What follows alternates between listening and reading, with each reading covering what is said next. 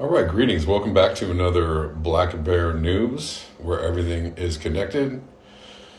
Going upload for today, maybe for a couple days. I don't know. Just enjoy the ride.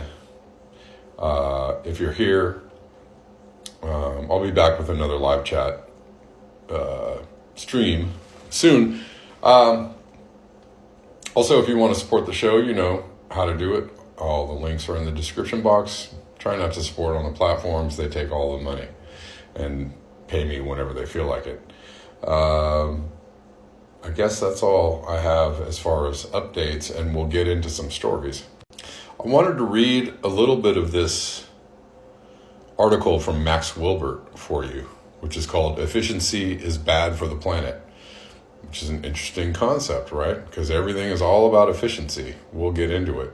And also know that this is an excerpt from the book Bright Green Lies. So I'm not going to read the whole thing. It's very long, too long for this video, but we'll cover a few parts. Chapter 7, Efficiency. Through the green economy, an attempt is being made to technologize, financialize, privatize, and commodify all of the Earth's resources and living processes. That's a quote from Vandana Shiva. In 2007, Google began to invest heavily in renewable energy technology, and as of late, nuclear energy, especially in startups and research. Their goal was to generate electricity more cheaply than could a coal-fired power plant, and to do so within a few years. In 2011, the project was shut down. Two Google renewable energy engineers who worked on the project, Ross Koningstein and David Fork, each of whom hold a PhD from Stanford, later stated they came to the conclusion that even if Google and others had led the way toward a wholesale adoption of renewable energy, that switch would not have resulted in significant reductions of carbon dioxide emissions. In other words, they realized that the premise of their work, that cheap green energy would significantly reduce emissions, was false. And if you're following their foray into nuclear-powered AI and cloud storage, you know that the idea that is emissions free is also a fallacy, right? And there's also lots of other side effects from the use of nuclear energy that are not taken into account, externalized, if you will.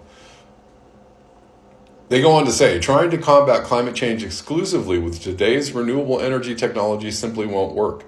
Our study's best case scenario modeled our most optimistic assumptions about cost reduction in solar power, wind power, energy storage, and electric vehicles. In this scenario, the United States would cut greenhouse gas emissions dramatically. Emissions could be 55% below the business as usual projection for 2050. While a large cut in emissions sure sounded good, this scenario still showed substantial use of natural gas in the electricity sector.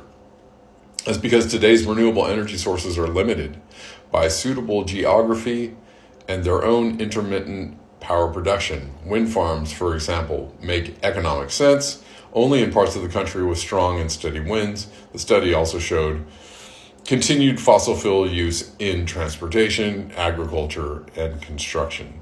Even if our best case scenario were achievable, we wondered, would it really be a climate victory?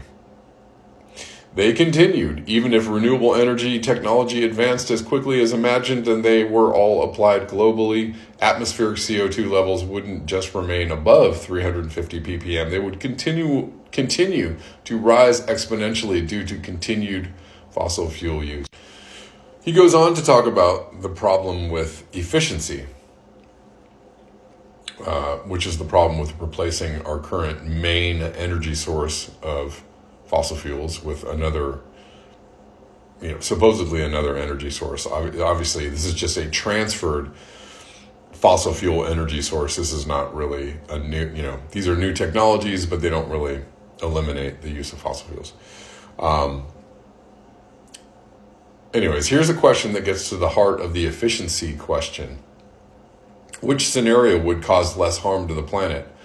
All cars traveling 100 miles per gallon of gasoline, or all cars traveling 1 mile per gallon? Jacobson rests comfortably in the driver's seat of his $100,000 Tesla Roadster in the more miles per energy unit of Energy Club. Most mainstream environmentalists, bright greens, and indeed most people in general, have by now joined him in this not very exclusive club. A car that gets 100 miles per gallon is more efficient, more cost-effective, more advanced. It's clearly so much better for the planet that the question seems absurd. From this perspective of a salmon, however, or an old-growth forest, things look much different. A car that gets only 1 mile per gallon would probably be far less harmful to the planet because low efficiency creates a disincentive for driving and indeed for the existence of cars at all. And it's kind of the idea behind a carbon tax, if you will, if you made energy so expensive that people wouldn't want to, if you made oil and gas so expensive, people wouldn't want to use it and they would stop using it. That's the theory. But the problem with that is that oil and gas underpin the feeding, housing, clothing, and consumption of 8 billion people on the planet. And without that underlying energy source, you're not going to have 8 billion people on the planet. It's just not going to do it. If you get 1 mile per gallon and gas costs $3 per gallon, you're paying $3 a mile. Suddenly walking starts to look a lot more attractive. For example, recently I drove 5 miles each way at a wonderful taqueria, but there's no way I would have paid an extra $30 for the admittedly delicious tacos.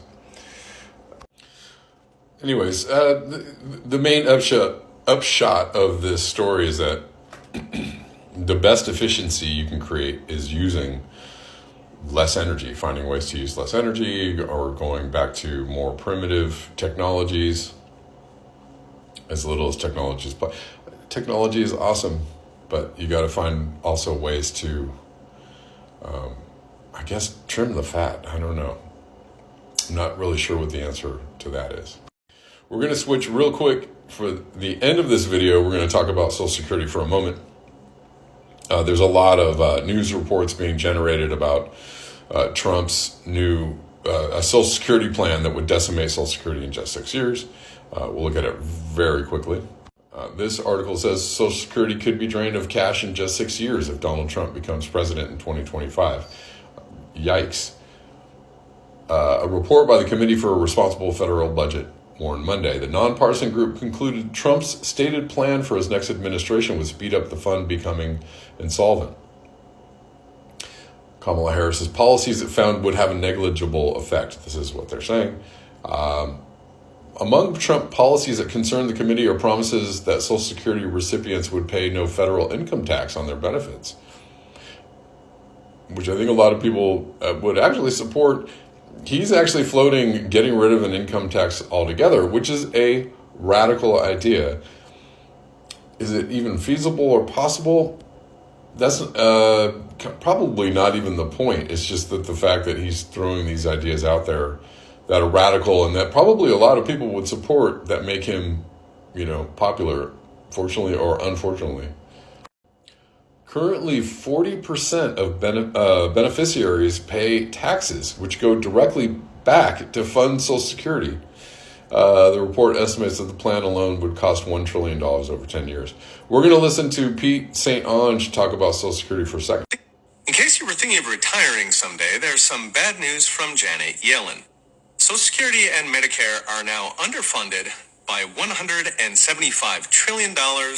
That's with a T. That comes to roughly $1.4 million per household. So as that video explains, it's already a huge problem that makes it seem like Social Security is going down the tubes. Whether Kamala Harris is president or Trump is president, I really don't know what the answer will be. Thanks for tuning in, guys. Appreciate it. We'll see you on the next one.